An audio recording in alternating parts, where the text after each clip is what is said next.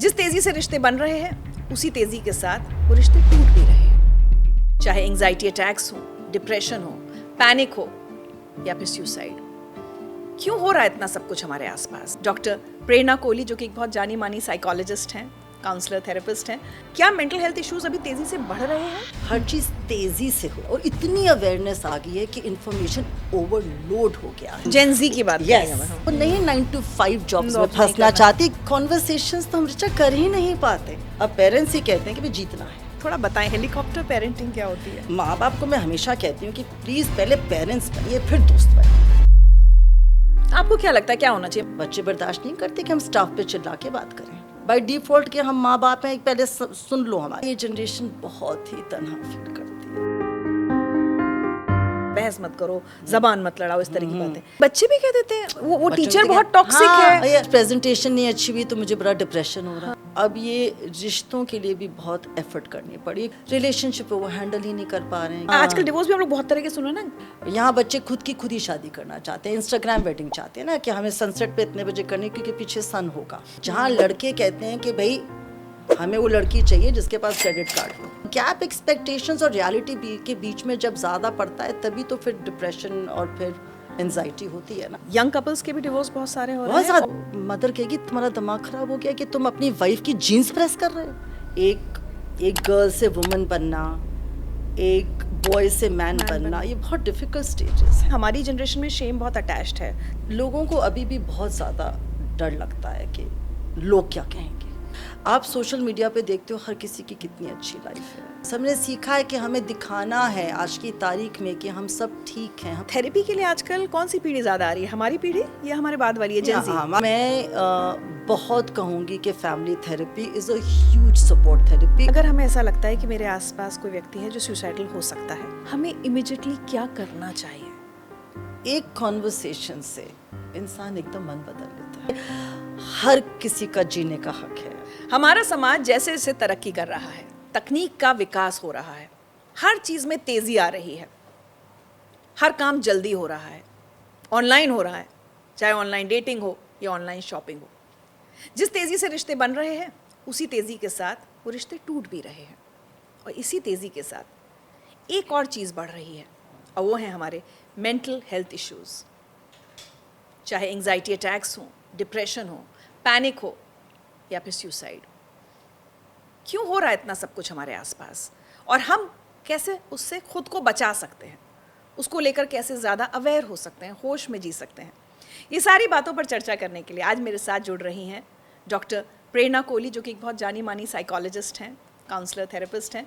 बहुत बहुत स्वागत है doctor Prerna Kohli. Thank you so much. Thank you, बहुत धन्यवाद। बहुत अच्छा लग रहा है आपसे मिलकर यहाँ पे। बहुत साल बाद हम मिले हैं। बहुत साल बाद मिल। लेकिन ये जो एक टॉपिक है ना, मुझे हमेशा लगता है डॉक्टर प्रेरणा की ये 1 घंटे में या 2 घंटे में समझने की चीज़ नहीं है। इसलिए मैं चाहती हूँ कि कुछ ऐसे हम आज आपसे टिप्स ले लें, इनपुट्स ले लें जो हमें हमारे साथ रहें और हमें थोड़ा और अवेयर करें। तो सबसे पहले तो यही जानना चाहूँगी, क्या मेंटल हेल्थ इश्यूज अभी तेज़ी से बढ़ रहे हैं या इसको लेकर हम अवेयर ज़्यादा हो रहे हैं? ये हमेशा से थे या हमारे नाना दादा की पीढ़ी में भी थे? देखो, एक आपने बहुत ही बढ़िया की वर्ड यूज़ करा है। हर चीज़ तेज़ी से हो रही है। इस तेज़ी से ही हम परेशान हैं।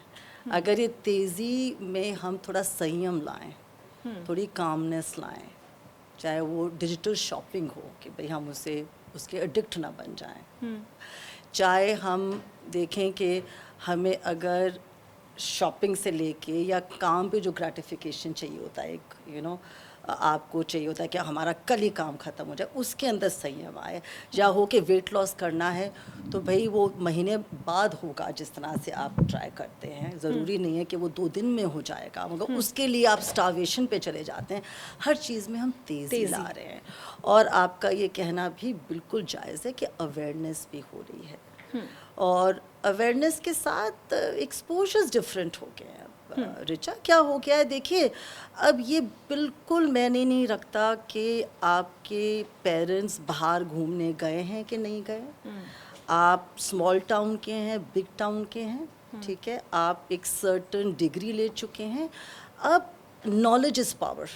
वो पावर आपको डिजिटल मीडिया से मिल रही है।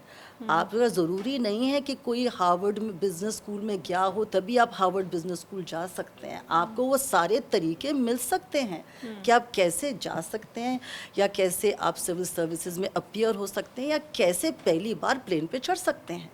तो अवेयरनेस आ गई है, और इतनी अवेयरनेस आ गई है कि इंफॉर्मेशन ओवरलोड हो गया है, और उसको हम ना सिफ्ट और सीफ नहीं कर पा रहे। तो बहुत ही एक कॉन्फ्लिक्ट और कंफ्यूजन में रहते हैं।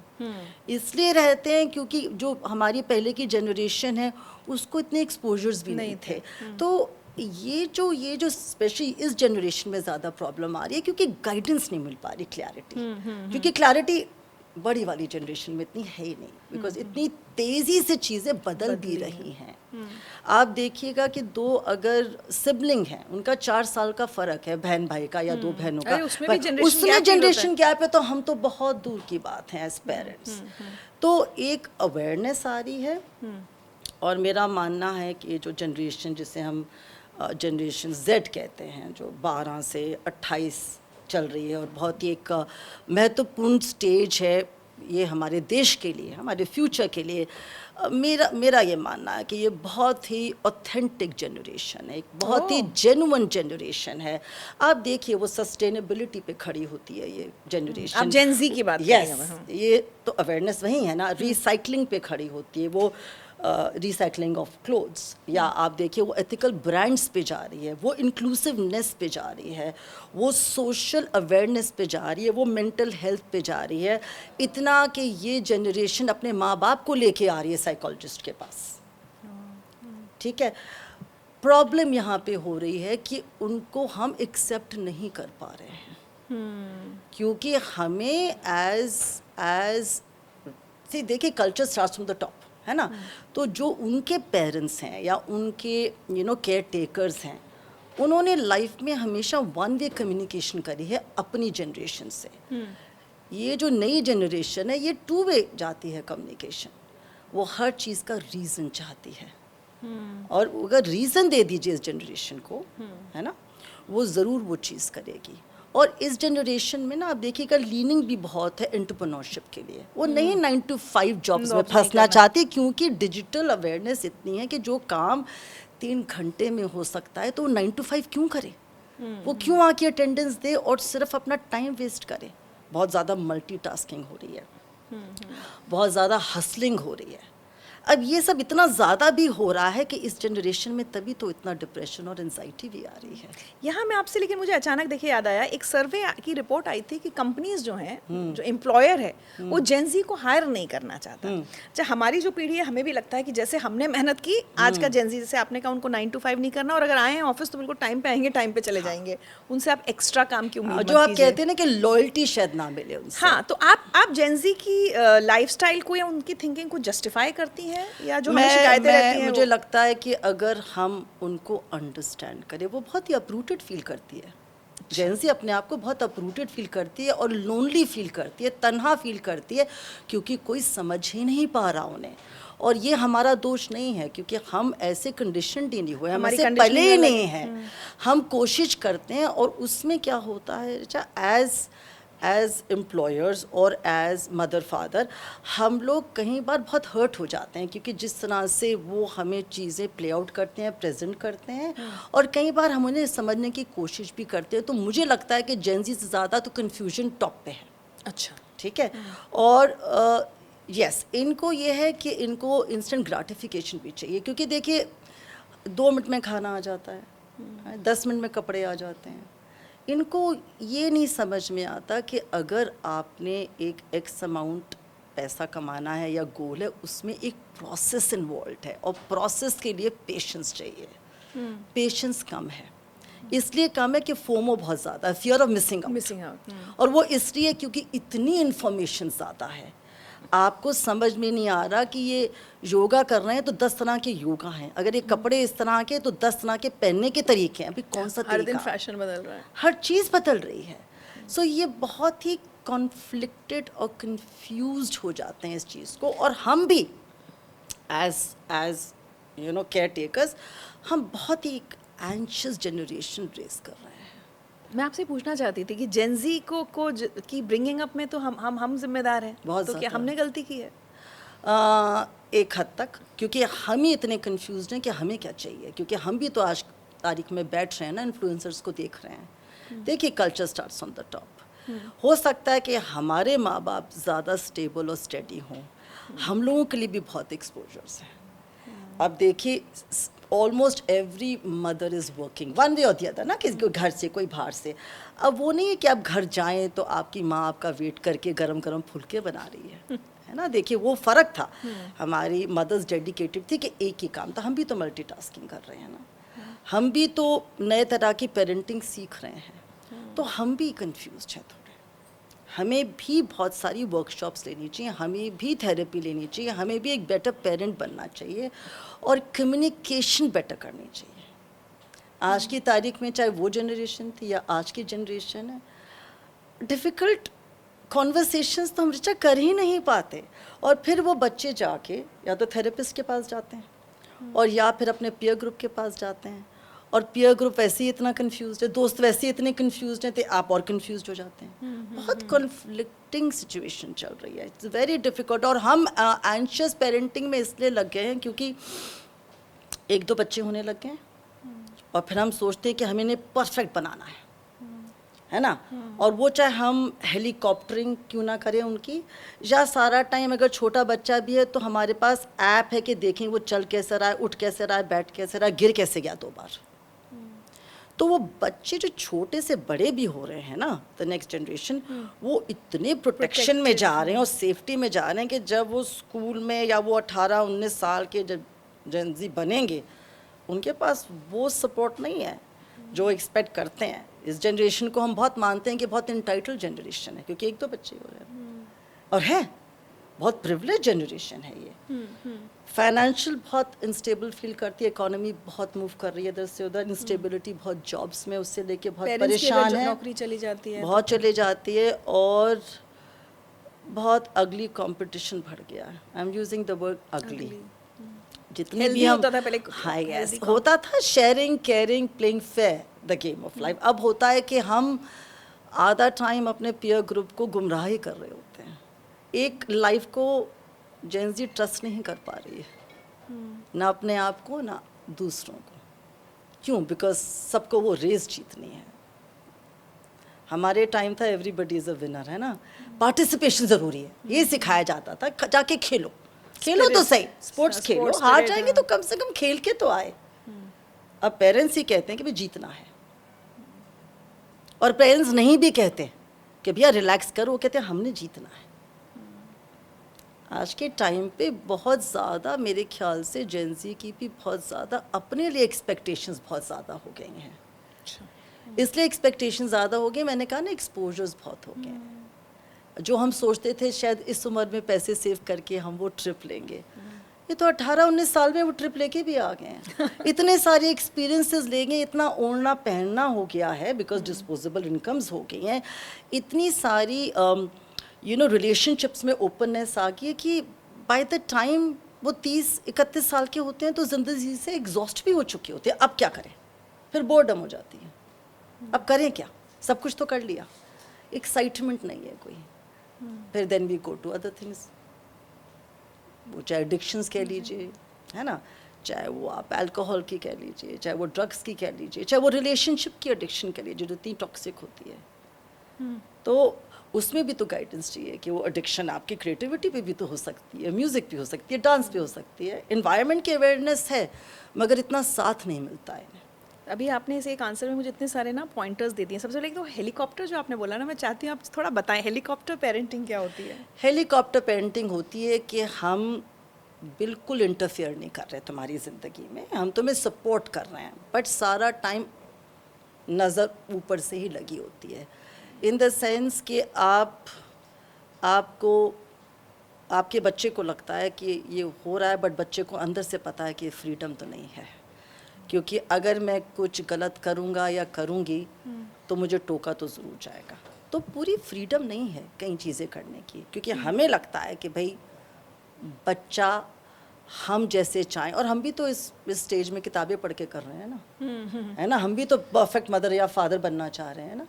तो हेलीकॉप्टर पेरेंटिंग है कि अभी आप बच्चे को फ्रीडम नहीं देते, आप उसको गिर के उठने नहीं देते। अगर उसकी कोई फाइट हो गई है या कोई उसको मिसअंडरस्टैंडिंग हो गई है स्कूल में, तो सबसे पहले तो आप लड़ने चले जाते हैं, उसको अपने आप डील नहीं करने उसे देते। नहीं, वो स्किल्स कैसे आएंगी, है ना। कोई रिलेशनशिप ब्रेकअप हो गया है तो पहले हम फ़ोन कर देंगे, हाँ, उसके पेरेंट्स को या उसके फ्रेंड्स को कि ये कैसे हुआ। अरे उसे डील करने दीजिए। और फिर ये होने लग गया है कि ये जनरेशन बहुत ही कंपल्सिव लायर्स बन गई है, झूठ बोलती है। हाँ, बोलती है ना झूठ। और कितना दुख की बात है कि मेरा ये मानना है कि आपके पहले काउंसलर ही आपके माँ बाप हैं। जितना वो आपका भला सोच सकते हैं कोई नहीं सोच सकता, मगर उनके रिएक्शंस बहुत डिफरेंट हो गए हैं। वो माँ बाप को मैं हमेशा कहती हूँ कि प्लीज़ पहले पेरेंट्स बनिए फिर दोस्त बनिए, क्योंकि आप ही कंफ्यूज होते हैं कि जब आपका दिल होता है पेरेंट्स बन जाते हैं, जब आपका दिल होता है आप माँ बाप बन जाते हैं। बड़ा कन्फ्यूजन है भैया। आपको क्या लगता है क्या होना चाहिए? माता पिता को माता पिता ही रहना चाहिए या मेरे को लगता है माता पिता को माता पिता रहना चाहिए और बहुत अपना दिल बड़ा रखना चाहिए और प्रोग्रेसिव होना चाहिए, क्योंकि हर एक बच्चा एक जैसा नहीं होता, है ना। दो बच्चे भी घर में होंगे, वो एक जैसे नहीं होते। हर बच्चे की अपनी एक छाप है, हर बच्चे की अपनी एक यूनिकनेस है। बच्चे में अगर 10 में से अगर 2 स्ट्रेंथ हैं तो प्लीज़ उस पे फोकस करिए। 8 उसकी क्रिटिसिज्म बुराइयां पे क्यों हैं? आज क्यों नहीं माँ बाप की बच्चों से बन रही?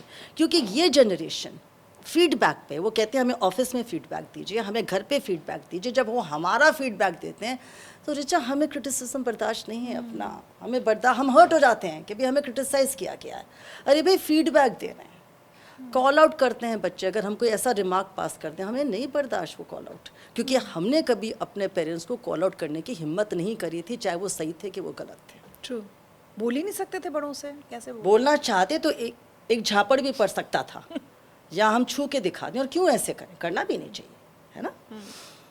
कम्युनिकेशन जितना बढ़ गया है उतने कम्युनिकेशन ब्रेकडाउन्स भी हो गए, उतने कम्युनिकेशन बैरियर्स भी आ गए हैं। डिफ़िकल्ट कॉन्वर्सेशन तो ना हमें स्कूल में सिखाया गया है, ग्लोबली बात कर रही हूँ मैं, ना किसी स्कूल में ना किसी घर में सिखाया गया है कि भाई अगर किसी चीज़ की परेशानी है तो उसके बारे में बात करो। क्या होता है कि अगर मैं रिचा को बोल दूंगी तो रिचा हर्ट हो जाएगी, या रिचा को नहीं बोलूँगी तो मैं हर्ट हो जाऊँगी। इतनी को डिपेंडेंसी रिलेशनशिप्स चल रही हैं, बहुत टॉक्सिक रिलेशनशिप्स चल रही हैं हमारी। बट ये तो हमारी जनरेशन की है ना, अब वाले तो नहीं कर रहे हो। ये जनरेशन भी तो है, क्योंकि इनको सिखाया नहीं। हम उनको कॉन्वर्सेशन अगर ओपन है, अगर वो ओपन करते हैं तो वो ये हमें बच्चे बदतमीज नज़र आते हैं। देखिए हमारे को आदत नहीं है, मैं ये नहीं कह रही, ये बच्चे बहुत ही क्लियर हेडेड हैं और हमारे का मानना ये बच्चे स्टबन है। नहीं स्टबन भाई, मैं इनके लिए खड़ी हूँ, मैं बिल्कुल इनके लिए खड़ी। मेरी सोच मुझे लग रहा है, बाकी व्यूअर्स की तो बाद में आएगी, आप मेरी सोच बदल देंगे। मैं इनके लिए खड़ी हूँ क्योंकि किसी को तो समझना है, क्योंकि ये हमारा फ्यूचर है। यही तो आगे जाके डिप्रेशन, एंजाइटी और ये सुसाइड में चले जाएंगे, और यही बच्चे हैं जो आगे भविष्य अच्छा करेंगे, अपना भी और देश का भी, इन्वायरमेंट का, सस्टेनेबिलिटी का, मैं कह रही हूँ रिसाइकलिंग का, इंक्लूसिवनेस का। देखिए ये बच्चे कितने हैं कि इनको पेट्स के साथ प्यार है, इनको है कि नहीं आपने आज रीमा दीदी को क्यों डांट दिया अगर खाना ठीक नहीं बनाया। बच्चे बर्दाश्त नहीं करते कि हम स्टाफ पे चिल्ला के बात करें।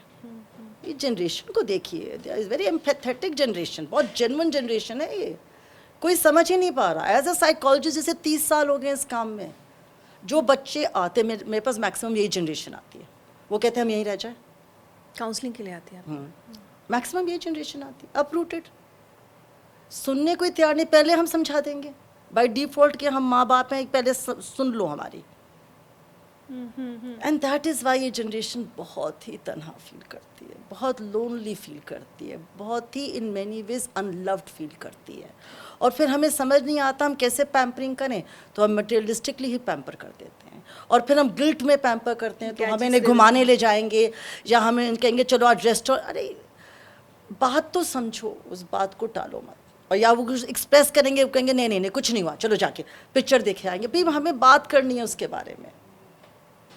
तो मेरे ख्याल से हम बहुत डिनाई कर रहे हैं उनको एक ब्लॉसम करना, उनका सचमुच हाथ पकड़ना।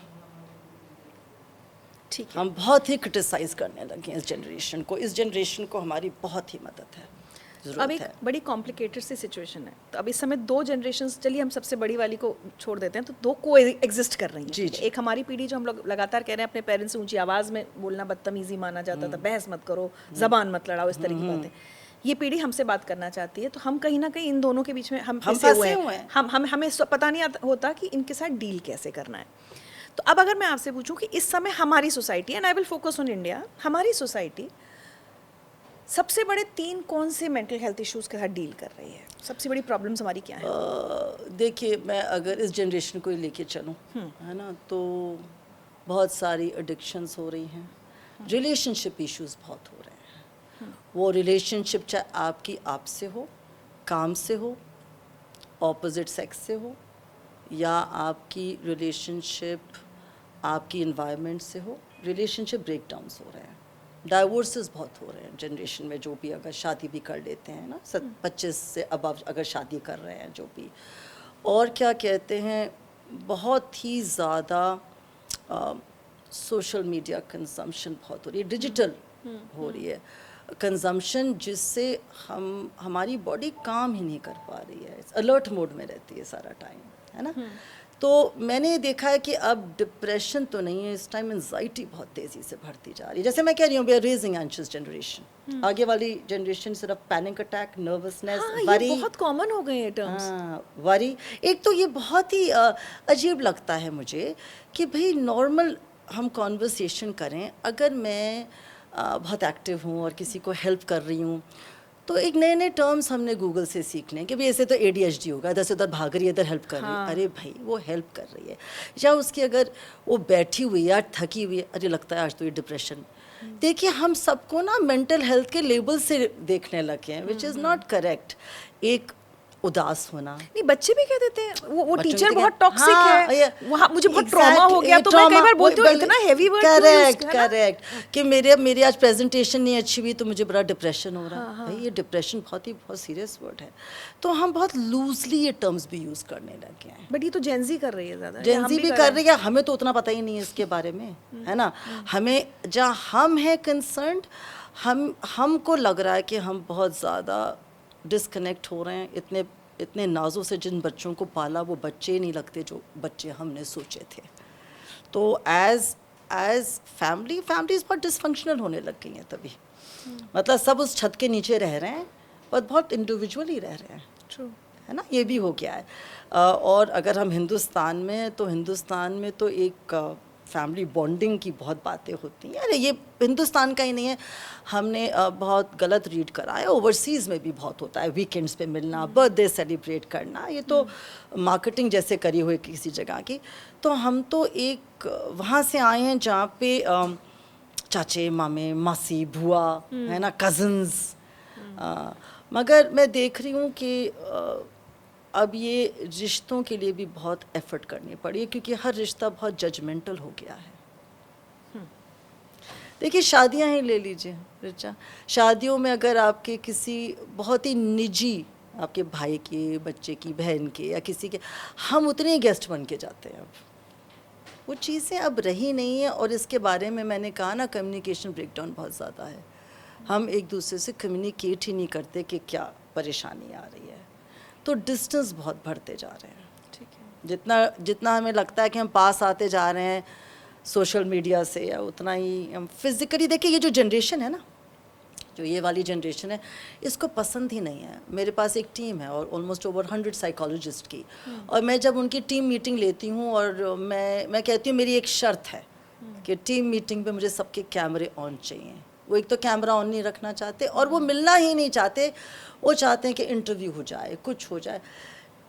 वो कॉन्फिडेंस नहीं आ रहा फेस टू फेस आने का दुनिया में। हमने उनका वर्थ नहीं दिखाया अभी आने के लिए। तो इसलिए देन वो अपने आप को काम करने के लिए वो सोशल मीडिया पे रहेंगे, अच्छा चीज़ें सीखेंगे, नहीं सीखेंगे, या वो ड्रग्ड आउट रहेंगे, अल्कोहल पे रहेंगे कि वो सोचे ना इस दर्द के बारे में। रिलेशनशिप वो हैंडल ही नहीं कर पा रहे हैं, क्योंकि घर पे भी नहीं देख पा रहे कि रिलेशनशिप कैसे हैंडल करनी है। तो ये इश्यूज़ बहुत ज़्यादा आ रहे हैं। हैविंग सेड दैट, ये जनरेशन उतना ही, और हमारी जनरेशन उनके साथ उतना ही कोशिश कर रही है कि भाई हम भी उनके साथ वॉक पे जाएं, जिम पे जाएं, हैं, कोई उनके साथ हम गेम खेलें, है ना, वो कोशिश कर रही है, बट वो बहुत स्मॉल परसेंटेज है अभी भी। हम तो यहाँ बैठे हुए हैं ना, हम तो अर्बन वर्ल्ड में बैठे हुए हैं ना। अभी तो आप अगर जाएं, जो भी आप टाउन्स का नाम लेते हैं, स्मॉल टाउन्स में या उसमें, तो अभी भी ये जो जनरेशन है, ये मीडिया से तो, सोशल मीडिया से तो हमारे साथ ही है ना। They are not a small town any more, they are international, they are global citizen, but घर का माहौल तो वही है ना। It's a very tough times that we are coming through. तो अगर मैं आपसे पूछूं कि जैसे आपका एक पूरा दिन ना अपने क्लाइंट्स से मिल रही हैं आप, कितनी परसेंटेज में कौन से केसेस आपके पास आते हैं? सबसे ज़्यादा डिवोर्स केसेस आ रहे हैं, कपल्स, और वो भी जैसे आजकल डिवोर्स भी हम लोग बहुत तरह के सुने ना, वो थोड़ा बता दीजिएगा। ग्रे डिवोर्स, हाँ, ग्रे डिवोर्स तो मैक्सिमम है भाई, ग्रे ज़्यादा है, हमारी पीढ़ी है वो तो, उससे बड़ी भी पीढ़ी है। जब बच्चे आ रहे हैं कि देखिए आपने हमारी आड़ में कि भाई हम बच्चों की वजह से नहीं डाइवोर्स ले रहे, हमारी ज़िंदगी आपने ख़राब कर दी, क्योंकि इतने अनहैप्पी पेरेंट्स के साथ रहे, इतनी टेंशन के साथ रहे, चाहे वो अल्कोहल प्रॉब्लम हो इस फैमिली में, चाहे वो डोमेस्टिक वायलेंस हो, है ना, चाहे कोई और फाइनेंशियल इशू से भी तो इतना डिफ़िकल्ट टाइम निकलता है बच्चों का, है ना, अगर उसमें कंस्ट्रेंट्स हो या फाइनेंशियल लॉसेस हो। वो कहते हैं कि आपने हमारी आड़ में के बच्चों की वजह से हम साथ रह रहे हैं। हाँ, और कितना हम इतने टॉक्सिक एनवायरनमेंट में रहे। मैं बिल्कुल इनकरेज नहीं करती रिचा, मैं जब यंग थी, है ना, जब मैं नई स्टार्ट करी, तो आई एम इंडियन कि भाई नहीं, हर हालत में माँ बाप को इकट्ठे रहना है और बच्चों को पालना है। बट मैंने रियलाइज़ किया कि अगर वो माँ बाप बच्चों के सामने नहीं भी लड़े, तब भी तो बच्चे उनकी बॉडी लैंग्वेज, उनकी एनर्जी से अफेक्टेड हो रहे हैं, क्योंकि ये एक सोल फैमिली होती है जो इकट्ठे रहती है। हम एक दूसरे की एनर्जी एक दूसरे से पास ऑन करते हैं। तो वो बच्चे आ रहे हैं कहने कि भाई अब ले लें, कि क्या अब बेटर था ना कि हम एक खुश पेरेंट के साथ रहते हैं बनिस्बत दो दुखी के साथ रहे। ग्रे डाइवोर्सेस बहुत हो रहे हैं क्योंकि थोड़ा सा जो मेट्रो सिटीज़ है वो परमिसिबिलिटी भी दे रही है। थोड़ा मैं हमारे व्यूअर्स को बता दूं, ग्रे डिवोर्स मतलब जैसे शादी के 30 साल बाद 40 साल बाद जो लोग डिवोर्स ले रहे हैं, वो कहते हैं कि भाई अब क्योंकि अवेयरनेस हो, ग्रे मतलब बाल थोड़े सफ़ेद होने लगे हैं, तो correct, grey divorce, grey divorce. तो वो अब ये भी कह रहे हैं कि अब हम जी लें अपनी ज़िंदगी। ज़रूरी नहीं है कि वो किसी और के साथ होना चाहते हैं, 90% किसी और के साथ नहीं जीना चाहते हैं, वो अपने साथ ही जीना चाहते हैं कि भी बच्चों को भी पाल दिया या अपनी रिस्पॉन्सिबिलिटीज़ पूरी कर दी। वो एक मदर का भी, एक फादर का भी, चाहे हम अकेले रह लें, अपनी तरह से अपना जीवन व्यतीत करें। और ये मेट्रोज़ में बहुत ज़्यादा परमिसिबिलिटी है, हाईएस्ट में भी बॉम्बे में है, चेन्नई में, बेंगलोर में, दिल्ली में है, NCRs में कम है मगर बहुत ज़्यादा है। ये हो रहा है, डाइवोर्स हो रहा है ऑल्सो, जहाँ पे देखिए कन्फ्यूजन इतना है, डाइवोर्स हो रहा है कि एकदम आपकी 4-5 साल की रिलेशनशिप भी है, मगर मैं बहुत ही इनकरेज करती हूँ उन बच्चों को कि प्री मैरिटल काउंसलिंग लो, उसमें फैमिलीज़ को इन्वॉल्व करो। जहाँ पे आप फैमिलीज़ को इन्वॉल्व नहीं करोगे, आप खुद की करते रहोगे, है ना, ये तो आपका फर्स्ट एक्सपीरियंस है। यहाँ बच्चे खुद ही शादी करना चाहते हैं, इंस्टाग्राम वेडिंग चाहते हैं ना, कि हमें सनसेट पे इतने बजे करनी क्योंकि पीछे सन होगा, हम अपनी मेहंदी में हमें ये चाहिए, हमें ज़्यादा फ्रेंड्स चाहिए, हमें फैमिली नहीं चाहिए, क्योंकि जिनको आप कहने बुलाने को हमने तो कभी उन्हें देखा भी नहीं है। तो ये जनरेशन सब कुछ चाहती है, इट्स अ ग्रीडी जनरेशन, है ना, ये भी चाहिए वो भी चाहिए, है ना। In a way is good, in a way is not good, आपको मॉडरेशन में रहना है। तो इधर भी डाइवोर्सेस हो रहे हैं। उसमें अगर मैं कहती हूँ 2 बच्चे हैं तो माँ बाप की भी पूरी कोशिश हो रही है कि लड़का लड़की में कोई अंतर ना करे, तो हम लड़कियों को भी लड़कों की तरह पाल रहे हैं, तो फिर एक इक्वल राइट्स भी चाहिए। तभी वो कम्युनिकेशन ब्रेकडाउन्स हो रहे हैं कि ट्रेडिशनली अगर आप फैमिलीज़ के साथ रह रहे हैं, एक्सपेक्टेशंस उनकी और हैं। अब मेरे पास 2 दिन पहले ही वो केस आया था, वो कहते जब सब कुछ हम दोनों इक्वल कर रहे हैं, फाइनेंशियली हम दोनों इक्वल कर रहे हैं, है ना, हर चीज़ 50-50 है, तो सारा टाइम मैं क्यों ही, लड़की कहती है, बाई के लिए जाके दरवाज़ा सुबह 6 बजे खोलूँ। अगर मैं खोल रही हूँ 3 बार तो कम से कम 3 बार तुम भी खोलो। अगर मैं तुम्हारे पेरेंट्स के पास जा रही हूँ दिवाली मनाने, तो एक बार आप भी मनाने जाएंगे, इक्वल कर रहे हैं ना। अगर देखिए ये चीज़ें काफ़ी बदल गई हैं, जहाँ लड़के कहते हैं कि भाई हमें वो लड़की चाहिए जिसके पास क्रेडिट कार्ड हो, हमें अपने भी सपने पूरे करने हैं, चीज़ें बहुत बदल गई हैं, सोच बहुत बदल गई है। पहले बहुत था गिविंग, कि ये हमारी एक ड्यूटी है। अब एक्सपेक्टेशन, अब एक्सपेक्टेशन और गैप एक्सपेक्टेशंस और रियलिटी के बीच में जब ज़्यादा पड़ता है तभी तो फिर डिप्रेशन और फिर एंजाइटी होती है ना। तो मतलब इनका आजकल यंग कपल्स के भी डिवोर्स बहुत सारे हो रहे बहुत हैं ज़्यादा। और ग्रे डिवोर्सेस की, मतलब ये एक्सट्रीम चल रहा है। वो कह रहे हैं अब हम जी लें अपनी ज़िंदगी, और ये कह रहे हैं कि पहले ही अपनी ज़िंदगी ही जीनी है, शुरू से जी लें। शुरू से जीनी है, कोई कॉम्प्रोमाइज़ नहीं कोई करना। मेरा ये मतलब नहीं है, ये जनरेशन ऐसी बात नहीं है, सॉर्टेड बहुत तरह से, मगर ये ना इनजस्टिस टॉलरेट नहीं करते कि भाई मुझे ही क्यों करना है, मैं कर लूँगी 4 बार वो तो 5 बार लड़कियां कर ज़्यादा लूँगी, आप सोचती कम हैं। से कम 2 बार तो करो। अब मैंने यही कई बार कहा है ना कि अगर सब कुछ इक्वल हो रहा है और अगर लड़की जैसे लड़के की मदर आती है ना, रहने लड़के के पास, तो अगर लड़का उसकी जीन्स प्रेस कर रहा है लड़की की, तो उसकी तो मदर कहेगी तुम्हारा दिमाग खराब हो गया कि तुम अपनी वाइफ की जीन्स प्रेस कर रहे हो। क्यों नहीं प्रेस कर सकता भाई? क्यों नहीं उसके लिए वो ब्रेकफास्ट बना सकता? हर चीज़ इक्वल हो रही है, वो भी काम पे जाती है, वो भी 9 to 5 कर रही है, वो भी उतना ही टेबल पे पैसे लेके आ रही है, डिस्पाइट हर ऑल फिजियोलॉजिकल इश्यूज ऑल्सो। देखिए, हम जब बात करते हैं ये नहीं भूलें, हम एक vulnerability of the body, not of the mind of the woman, है ना। हम जब इक्वालिटी की बात करते हैं, हम इक्वल राइट्स की बात करते हैं, एक वनरेबिलिटी की बात करते हैं। हम ये थोड़ी कहते हैं कि हर औरत को 100 किलो का आदमी उठा के पटकना है। वो ये कहती है कि अगर अंधेरा है तो कम से कम लाइटें तो हों, है ना। तो ये डाइवोर्सेस बहुत ज़्यादा हो रहे हैं और उसके लिए आई थिंक बहुत ज़रूरी है कि सारी फैमिलीज़ पहले मिलके, चाहे वो अरेंज हो चाहे वो लव मैरिज हो, बैठ के सारी फैमिलीज़ पहले समझ सकें कि एक्सपेक्टेशंस क्या है। क्योंकि जब मैं सबसे बात करती हूँ ना रिचा, कोई गलत नहीं होता, ये तो परसेप्शन की बात होती है ना, कि आपको 6 दिख रहा है और मेरे को 9 दिख रहा है, हम दोनों सही हैं भाई। और थोड़ा सा बिगर पर्सन बनना पड़ता है, थोड़ा सा लेट गो करना पड़ता है, थोड़ा फॉरगिव करना पड़ता है, थोड़ा ज़्यादा प्यार करना पड़ता है। ये चीज़ें भी लानी दोनों तरफ से बहुत ज़रूरी हैं, बच्चों को भी और बड़ों को भी। तो ये प्रॉब्लम्स हो रही हैं। अब आप एडिक्शन की बात करते हैं तो अब एनसीआर में आके देखिए, मैं नाम नहीं ले सकती, कि वहाँ पे ठेके या अल्कोहल की वो दुकानें ज़्यादा है बनिस्बत स्कूल्स हों या हॉस्पिटल्स हों। और पहले था कि 11-12 बजे से पहले नहीं, है ना। मैं अपनी खिड़की से देखती हूँ कि भाई वो तो 8 बजे खुल गई है, तो जो अपना टिफ़िन लेके जा रहा है तो अपनी बियर बॉटल लेके जा रहा है, सुबह से खुली है रात तक खुली है, 24 स्कूल में बच्चे वेप्स लेकर जा रहे हैं। तो देखिए, सोसाइटी को भी तो आगे बढ़ना है ना, हमको भी तो सबको करना। अब सिर्फ बात करना से नहीं, कुछ एक्शन लाना, और एक्शन लाएंगे तो फिर उसके अंदर कितने लोग आपका साथ देंगे। मैं एडिक्शन पर आपसे थोड़ी देर में आऊँगी, जी, लेकिन जी। उससे पहले अभी जब चूंकि डिवोर्स की बात हो रही जी, थी, जी। आजकल बहुत सारे टर्म्स हैं, डेटिंग में भी सुनती हूँ कुछ क्या बेंचिंग और क्या क्या, लेकिन बेंचिंग और बिटिंग और बॉम्बिंग और ये थोड़े समझा दीजिएगा। लेकिन सबसे पहले डिवोर्स में स्लीप डिवोर्स स्लीप डिवोर्स तो बहुत ही कॉमन है, घर घर की कहानी है। आप अपने कमरे में, हम अपने कमरे में, बहुत कॉमन है। इंडिविजुअल, मैं तो किसी के यहाँ गई, बहुत खूबसूरत घर था, मैंने कहा अरे आपने तो महल खड़ा कर लिया। तो कहते हैं डॉक्टर साहब आइए, ये देखिए ये मेरा कमरा, ये आपके भाभी जी का कमरा। मेरे को 2 मिनट समझ में ही नहीं आया कि ये कमरे क्यों है ऐसे। देखिए, वो बहुत ज़्यादा पूजा पाठ करती हैं और मैं रात तक शेयर मार्केट के बारे में समझने की कोशिश करता हूँ। तो आप लोग ही कहते हैं कि नींद बहुत ज़रूरी है, डिस्टर्ब नहीं होनी चाहिए, हम पे ही सब आ जाता है ना अल्टीमेटली। तो इसलिए, और कोई उनके अंदर खटपट नहीं है रिचा, बहुत अच्छी तरह से ज़िंदगी लीड करते हैं, स्लीपिंग पैटर्न्स की वजह से और थोड़ा सा ये टाइमिंग की वजह से। कई लोग जल्दी उठ जाते हैं, कोई मेडिटेशन कर रहा है, और सबका बायोलॉजिकल टाइम डिफरेंट होता है स्लीप का, हैबिट्स का।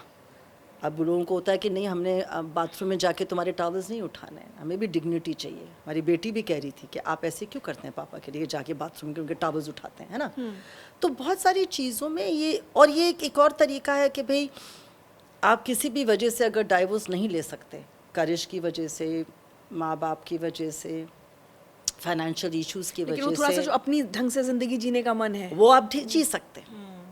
तो अगर आपका सेपरेट बाथरूम हो और सेपरेट कमरा हो, और आप एक अच्छा जीवन तब भी व्यतीत कर सकते हैं कि अगर आप अपने खाने पे जा रहे हैं, बच्चों के साथ हैं और कोई लड़ाई नहीं है, तो वो बहुत ज़्यादा चल रहे हैं स्लीप डायवर्स, बहुत अंडरस्टैंडेबल। एज काउंसलर्स आप लोग उसको support हम करते हैं? इनकरेज नहीं करते क्योंकि हम कोशिश करते हैं कि बच्चे समझ नहीं पाते इस चीज़ को, उनको फैमिली बहुत डिसफंक्शनल लगती है। और देखिए एक जो होता है ना कम्युनिकेशन, कैथार्सिस, कि सारा दिनचर्या की बात करना अपने पार्टनर से, और एक आप Physical intimacy? फिजिकल हक करके जो सोते हैं, जिससे वो आपका जो कहते हैं डोप है ना, डोपामिन, ऑक्सीटोसिन, सेरोटिन, ये जो निकलता है, और एक सेंस ऑफ सिक्योरिटी जो होती है ना, कि एक प्रेजेंस ऑफ द पर्सन से, है ना। तो देखिए इंटीमेसी ज़रूरी नहीं है कि वो रात को ही हो ना, स्लीपिंग वैसे भी हो सकती है, मगर वो जो होता है ना लोनलीनेस नहीं होती एक अकेले सोने की आफ्टर मैरिज, वो स्लीप डाइवोर्स में बहुत ज़्यादा बढ़ जाती है, बहुत अकेलापन लगता है कि अगर इंसान की तबीयत भी रात को बिगड़ी है, वो कहता है कि मैं क्या अपनी वाइफ को उठाऊं, तो ना चाहते हुए फिर आप अपने अपने जेन्युइनली राहों पे चले जाते हैं और एक म्यूचुअल रिस्पेक्ट के साथ रहते हैं। कई जगह वो भी नहीं होता, कई जगह मजबूरी में आप सेपरेट रह रहे हो। एक टर्म और है, आजकल बहुत सारे यंगस्टर्स इस शब्द का इस्तेमाल करते हैं, इस टर्म का, कमिटमेंट फोबिया, कि रिलेशनशिप में है भी फिर नहीं भी हैं, फिर कमिट नहीं करना चाहते, कहा था आज मिलेंगे, डेट पे जाएंगे, फिर एक बैकआउट कर जाता है, ये क्या है? देखिए ये जनरेशन प्रेशर नहीं ले पाती है, बहुत अंडर प्रेशर रहती है, क्योंकि सारा टाइम एक अलर्ट मोड पे बॉडी चल रही है ना, कभी रेस्ट ही नहीं ले रहे। आप देखेंगे कि इतनी मल्टीटास्क, हमारी बॉडी मल्टीटास्किंग के लिए बनी ही नहीं थी। एक चीज़ करो एक टाइम पे, खाना खा रहे हो तो खाना खाओ, उसके साथ आप वीडियो ना देखो। लिख रहे हो तो ज़रूरी नहीं है कि आपको म्यूज़िक भी सुनना है, आप लिख भी सकते हो, क्योंकि आपके थॉट्स फोकस है। ये बहुत ही डिस्ट्रैक्टेड जनरेशन है ना, अगर अटेंशन डेफिसिट इश्यूज आ रहे हैं तो ये बहुत ही डिस्ट्रैक्टेड जनरेशन पैदा हो रही है। और इसमें कमिटमेंट इसलिए हो रहा है कि हम जैसे पेरेंट्स भी बहुत हाथ धो रहे हैं ना रिस्पॉन्सिबिलिटी लेने बच्चे के साथ। हम कहते हैं हम तुम्हें सपोर्ट करेंगे, जो भी तुम करो, we are there to support you, क्योंकि अब हमें भी अपनी ज़िंदगी जीनी है। अब देख रहे हैं उसके बीच में मैं क्या कह रही हूँ, जब बच्चे मुझे इतना इनोसेंटली कहते हैं हमारे बड़े सपोर्टिव पेरेंट्स हैं, मुझे पता है कि वो तुम्हारे आंसुओं के साथ कितनी देर आंसू बहाएंगे, नहीं चाहते, वो अपनी ज़िंदगी जीना चाहते हैं, क्योंकि वो चॉइसेस तुम्हारी हैं, है ना। तो बच्चे डर जाते हैं। और रिस्पॉन्सिबिलिटी लेना, एक गर्ल से वुमन बनना, एक बॉय से मैन बनना, ये बहुत डिफ़िकल्ट स्टेजेस हैं, और अपनी बहुत एस्पिरेशंस हैं। और जो स्पाउसेस हैं, चाहे वो मोस्टली बॉयज़ ही होते हैं जो कमिटमेंट फोबिया जिन्हें होता है। हाँ, ये क्यों है? हाँ, क्योंकि रिस्पॉन्सिबिलिटी अल्टीमेटली ट्रेडिशनली तो उनकी है। बहुत एक ज़्यादा टर्म जो हो रही है रिलेशनशिप में, वो हो रही है एंशियस अटैचमेंट। उसमें हो रहा है कि जब आप एकदम अटैच होने लगते हैं, फिर आप एंशियस हो जाते हैं, आप छोड़ते हैं, जो हम पहले कहते थे कमिटमेंट। सो एंशियस अटैचमेंट, कि भैया अब तो ये लग रहा है कि यहाँ पे मुझे कमिटमेंट करनी पड़ेगी, तो निकल लो। इसलिए निकल लो कि पता नहीं मैं हैंडल कर सकता हूँ कि नहीं। ये जनरेशन को ना सब कुछ चाहिए कि पहले बता दो। ये जनरेशन ना वरी बहुत करती है, ये जनरेशन फ्यूचर में रहती है, अभी one day at a time नहीं ले पाती है, सरेंडर नहीं करती है नेचर को, कंट्रोल चाहिए हर चीज़ का, हर चीज़ का कंट्रोल। तो अगर कोई बता दे कि 10 साल तक रिलेशनशिप ठीक रहेगी तो कर लेंगे, उसके टू एंड फ्रो रहेगी नहीं रहेगी, तभी तो लिव इन रिलेशनशिप्स इतनी शुरू हो गई हैं। वो एक्सपेरिमेंट ही नहीं ख़त्म होता 7 साल, फिर बीच में लड़ाई भी तो हो जाती है। तो फिर कहते हैं ऐसे रहो, क्योंकि कम से कम ये तो नहीं है ना कि फैमिलीज इन्वॉल्व हो गई है या वो एक मार्क पड़ गया, कभी भी छोड़ सकते हैं। हमारे मेंटल हेल्थ इश्यूज जो हम बढ़ रहे हैं, हम कह रहे हैं कि हमें एंग्जाइटी अटैक पड़ रहे हैं, पैनिक अटैक हो रहा है, जो डिप्रेशन हो रहा है, सुसाइड कर रहे हैं लोग, इसको बढ़ने में सोशल मीडिया का कितना बड़ा हाथ है? बहुत बड़ा हाथ है। इसलिए बड़ा हाथ है क्योंकि देखिए प्रिमिटिवली हम ट्राइब में रहना चाहते थे हमेशा, है ना। अगर हम हमारे अंदर कितने भी चेंजेस आ गए, अभी भी हमारा डीएनए अभी भी केव मेंटालिटी पे है कि अगर हमने अपनी ट्राइब को छोड़ दिया तो कहीं शेर ना खा ले, ट्राइब को छोड़ दिया तो हमें हमेशा के लिए आउटकास्ट ना कर दे। तो जो आपने सवाल पूछा कि लोगों को अभी भी बहुत ज़्यादा डर लगता है कि लोग क्या कहेंगे, है ना, इस चीज़ों को लेकर। आपका सवाल बेसिक क्या था? बेसिक क्या था, क्या जैसे मैं परेशान हूँ, लेकिन मैं सोशल मीडिया पे सबकी अच्छी अच्छी तस्वीरें देख रही हूँ. हाँ. Does that add to my anxiety? Yes. तो सोशल मीडिया का ये है कि मैंने कहा ना, सोशल मीडिया का, मेरे पास तो इंस्टाग्राम वाले लोग ही आते हैं जो दुखी हैं ना, क्योंकि वो कहते हैं हम थक गए अपनी परफेक्ट लाइफ लीड करने को, लीड कर करके. सोशल मीडिया का भी एक बहुत एडिक्शन से इंसान डर जाता है, क्योंकि लाइक्स नहीं आते. आप सोशल मीडिया पे देखते हो हर किसी की कितनी अच्छी लाइफ है, और मैं कई बार ये देखती हूँ कि अगर मुझे उसकी कि अगर मेरी कोई सहेली है या मेरा कोई जानने वाला हो, मैं मुझे पता है कि उसके घर में बहुत खराब स्थिति चल रही उसमें है, ज़्यादा ही दिखेगा अच्छा सब कुछ. तो मैं सोचती हूँ क्यों डाल रहे हैं ये लोग इतना फेक तस्वीर. बिकॉज हमने सीखा है ना प्रिटेंशियस, हमने सीखा है कि हमें दिखाना है आज की तारीख में कि हम सब ठीक हैं, हम सब परफेक्ट हैं.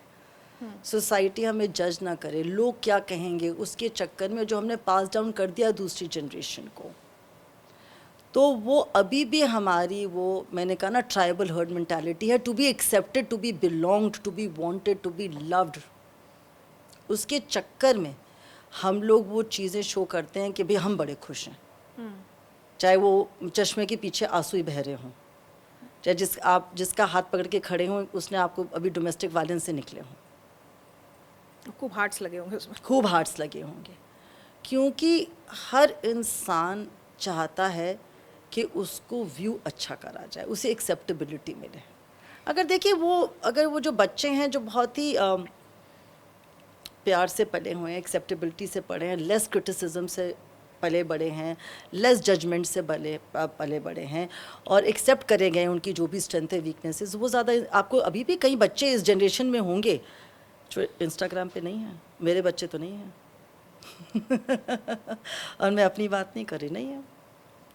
अच्छा, आप चूँकि बार बार आप जेनजी की जब बात कर रही हैं, तो एक बहुत बेसिक सवाल पूछना चाहती हूँ.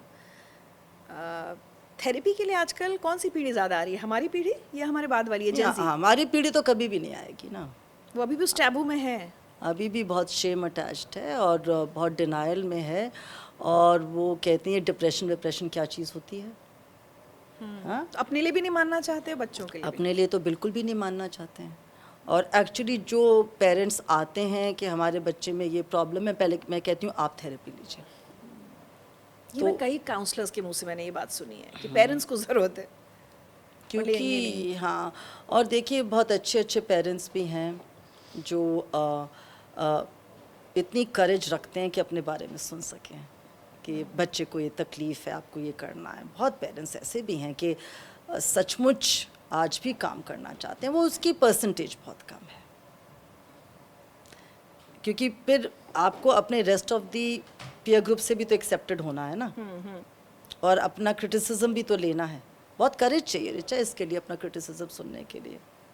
अच्छा, कुछ इंटरेस्टिंग करते हैं. मैंने अपनी टीम से भी पूछा था कि क्या? मेंटल हेल्थ एक्सपर्ट्स के लिए कोई सवाल है, तो मेरे सहयोगी सलिल हैं, उन्होंने कहा कि कई बार हम उसे पहले सिखाया जाता था रो मत. अब ये कहा जाने लगा है कि रो लो. क्राइम का हमारी मेंटल हेल्थ ठीक रखने में क्या रोल है? तो देखिए, अगर आप लड़कों की बात कर रहे हैं कि रो मत तो गुस्सा दिखाओ, ये होता था पहले. दैट्स वाई आपने कभी अपने बड़े फादर्स या ब्रदर्स को कभी रोते नहीं देखा. अगर कोई बात होती थी तो गुस्सा बड़ा देखा था, aggression क्योंकि हमें वो रिस्पॉन्स दिखाया गया था लड़कों के कि भैया अपना गुस्सा निकालो, यू आर अ मैन. मैं अभी सिर्फ उस जेंडर की बात कर रही हूँ. बट मेरे अब क्या कहते हैं, क्लिनिक में मेरे ख्याल से लड़के ज़्यादा रोते हैं, क्योंकि उनको भी मालूम होना चाहिए, उनके पास भी दिल है, उन भी वनरेबल हैं.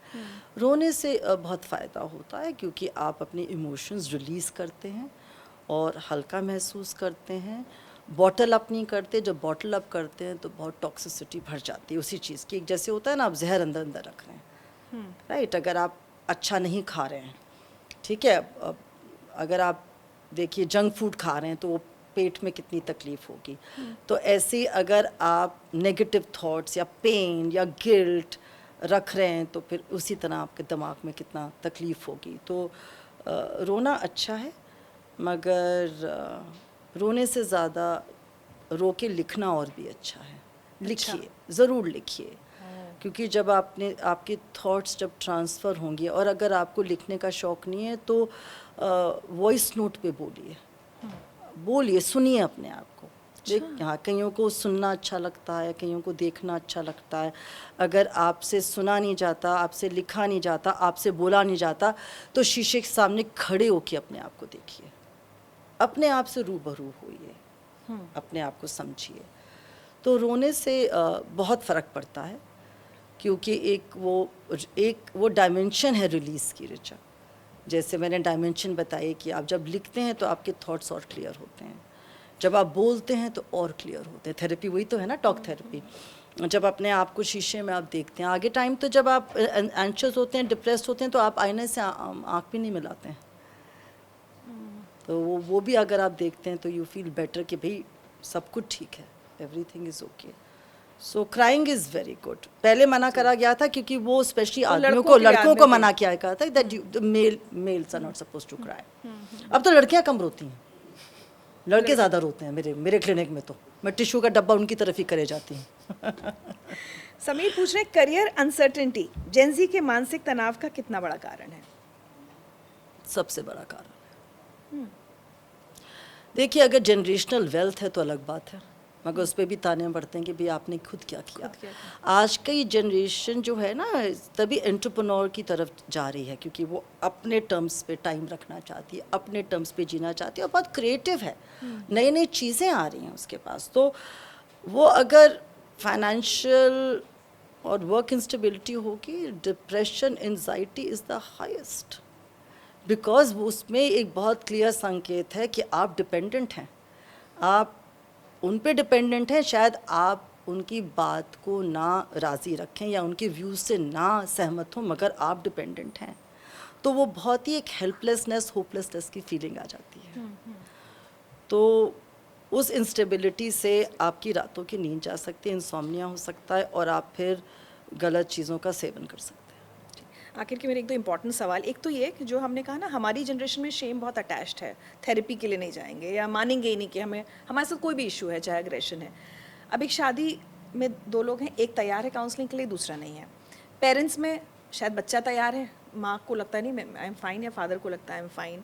प्रोफेशनली भी ऐसा कोई रिलेशनशिप हो सकता है। तो जो एक व्यक्ति जो डिनाइल में जी रहा है कि उसको कोई भी प्रॉब्लम है, उसको कैसे कन्विंस करें कि उसको थेरेपी की ज़रूरत है? Is there a way? हाँ, of course there is a way. देखिए, जो एकदम फॉर्मल फॉर्मेट में नहीं जाना चाहता ना, ये फॉर्मल फॉर्मेट हो गया थेरेपी का ना, वो उसकी तरफ आप झुकाव डाल सकते हैं, जिसपे जैसे घर में किसी के साथ उसकी अटैचमेंट हो, बड़ा हो, कोई वाइस पर्सन हो, कोई आपके दादा दादी हो, मासी हो, चाची हो, मासी, हाँ, कोई मेंटोर हो आपका ऑफिस में, जिससे वो बात कर सके।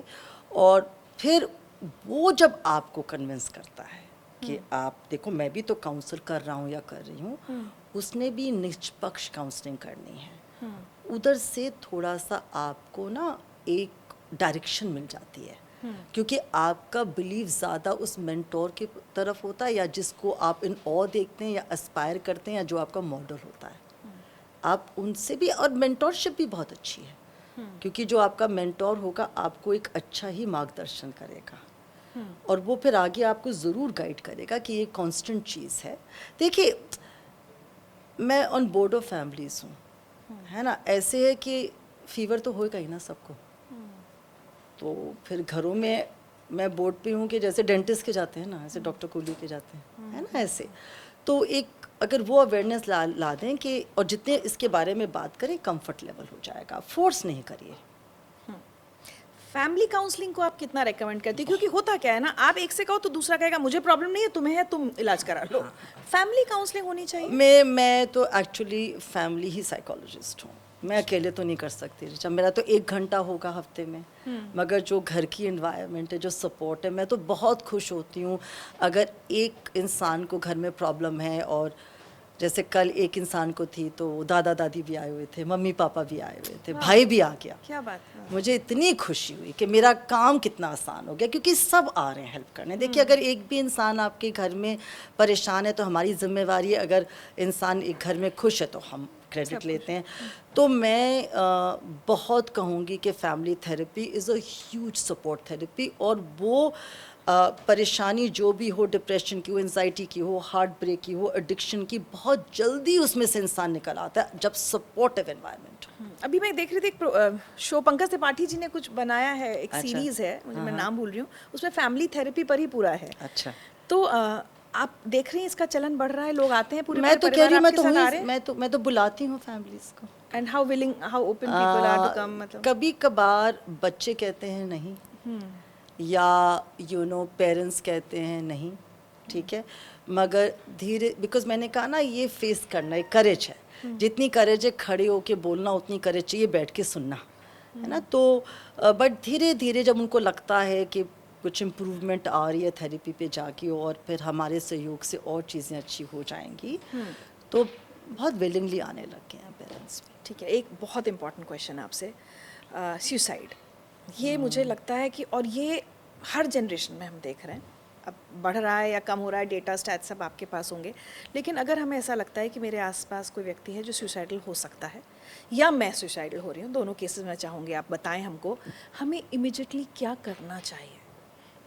तो आपको टेल साइंस दिख जाएंगे ना। टेल साइंस ये होंगे कि जो आपका, देखिए चाइल्ड, देखिए काम पे देख लिए कोवर्कर है, वो जैसी थी या जैसा था वो है ही नहीं, खाना नहीं ठीक तरह से खा रहे जैसे आपको साइंस दिख रहे हैं, या बह की बातें कि क्या ज़िंदगी है ये, है ना, इतनी होपलेसनेस है। आपको कॉन्वर्सेशन करनी है। मैं आपको बताती हूँ कि अगर कोई मुझे फीलिंग आ जाए, टच वुड, आज तक तो कभी नहीं हुआ 30 साल में, मेरे को एक लाइन से, एक कॉन्वर्सेशन से इंसान एकदम मन बदल लेता है। मेरे पास तो वो कॉल्स आए कि डॉक्टर कोहली के मैं कूदने वाली हूँ, ठीक है, बात करते हैं, कूद भी लेना।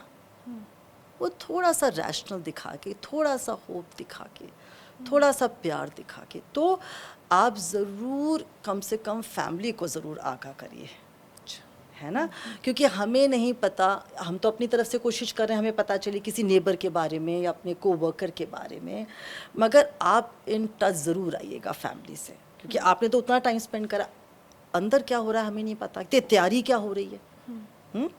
कहीं तो देखिए इंस्टेंट होते हैं, जो हम कहते हैं स्ट्रीक ऑफ मैडनेस, कि भाई सोचा ही नहीं, है ना, और दूसरा होता है बहुत प्लान्ड होता है कि भी करना ही है, एक हेल्पलेसनेस, होपलेसनेस कि मैं दुनिया को क्या, और कभी कभार आउट ऑफ बहुत एंगर होता है कि कहीं सुसाइड आप कहते हो कि कर कैसे लिया, क्योंकि आप चाहते हो मेरे जाने के बाद ये सब पनिश हो, क्योंकि मैं तो नहीं कर पाया ना, इतनी मुझे तकलीफ दी है, भुगतें।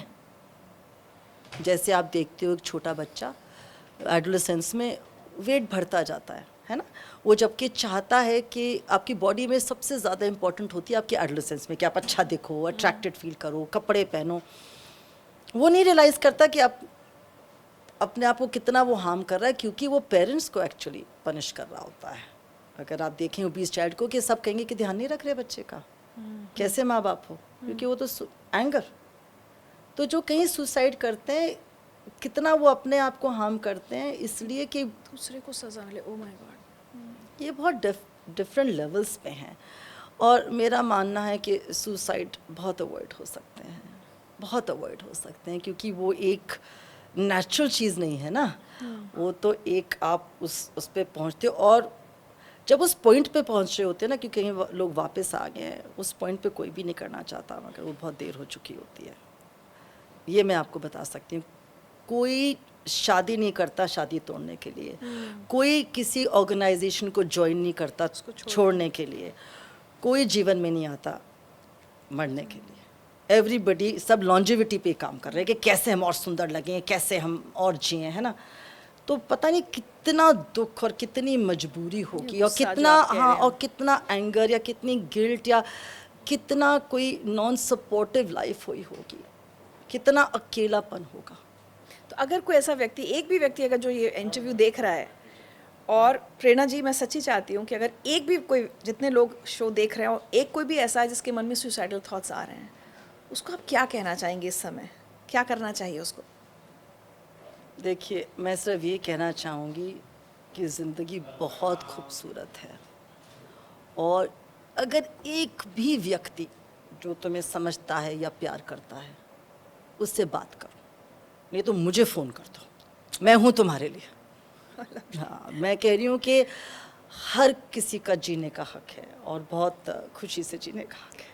आप इतनी अच्छी बातें कर रही हैं डॉक्टर प्रेरणा कि मेरा तो मन नहीं कर रहा है ये बातचीत ख़त्म करने का, लेकिन जहाँ से शुरू की थी वहाँ से एक इसको एंड देते हैं, इस उम्मीद के साथ कि फिर आपसे मिलूंगी। बहुत अच्छा लगा आपसे बात करके। अब क्या हो रहा है, जैसे हमने जहाँ से शुरू किया था, दिस कॉन्फ्लिक्ट, हमारी पीढ़ी और जेन जी, तो अल्फा भी हो गए और क्या क्या हो रहे, वर्क प्लेस में भी कॉन्फ्लिक्ट है और घर पर भी कॉन्फ्लिक्ट है। हम क्या बेहतर करें? हम लोग जब ऑफिस में देखते हैं हमारे आसपास हर दूसरा व्यक्ति जो है हमारे परेशान टीम नजर आ मेंबर रहा है। नहीं, टीम मेंबर है वो जेन जी है।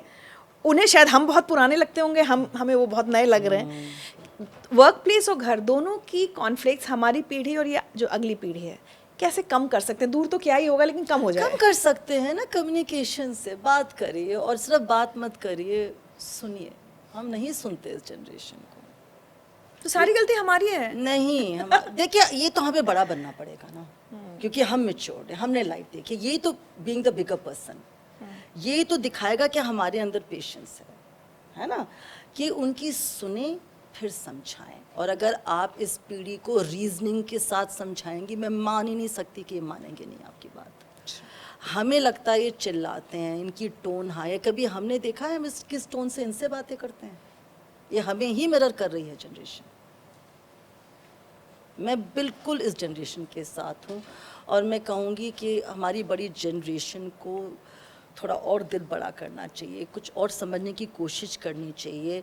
शायद 2 नहीं 3-4 बार बात करनी चाहिए। पता नहीं उनके अंदर क्या ड्रीम्स हैं, क्या कन्फ्यूजन्स हैं, क्या डर है। एक तो हम इतने डर के साथ जीते हैं ज़िंदगी अपनी, है ना। बहुत डर है इस जनरेशन को कि हम पहुंच पाएंगे कि नहीं अपने मकाम पे, क्योंकि कोई समझ ही नहीं पा रहा ना। हमारी वो ऐसी लाइफ होगी कि नहीं, हमें वो अच्छा पार्टनर मिलेगा कि नहीं, इनफर्टिलिटी इश्यूज तो नहीं हो जाएंगे, बच्चे होंगे कि नहीं।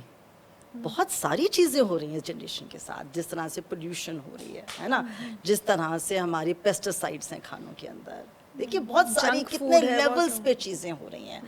मैं तो कहती हूँ धन्य है ये जनरेशन। हम तो काफ़ी बहुत सरल सिंपल ज़िंदगी के साथ, इनके टेबल पे बहुत कुछ है। अब वो कितना बुफे में, हमको पता ही नहीं चल रहा कि डिश कौन सी उन्हें पसंद है या कौन सी डिश अच्छी है। वो ज़िंदगी एक बुफे की तरह है ना, वो सारी चीज़ें डिश सारी एक साथ डाल देते हैं। तो मेरे ख्याल से कॉन्फ्लिक्ट रेजोल्यूशन तभी होगी जब उनको हम प्यार से बात करेंगे।